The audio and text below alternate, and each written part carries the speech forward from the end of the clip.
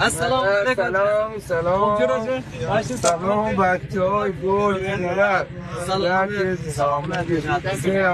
واجه شما به نزدیک به نزدیک واجه ما هم شکلی یک چالش داریم عزیز ندارم آقا ما دوست داری شوخی ها شکلی شاد بودیم خانم بچی یک نشین یک شعر بانیم با شما مار نمره بدیم یک داده با امیدوارم که لای مثبت بیاد دلم استاد اجازه بدید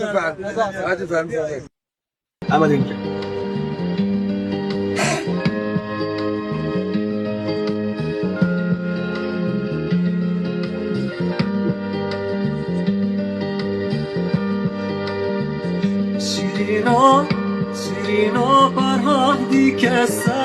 سرایت خلنا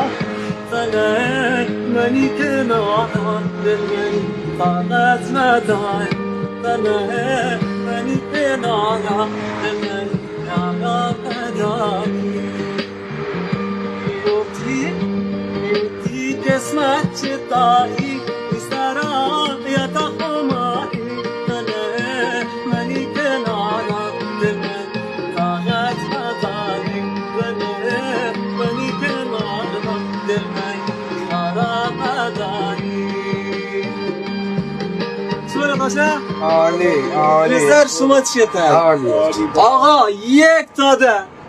چند ده واجه شما بگیرید شما که کماش ندید جای بدرم بداتون زنده بدای جا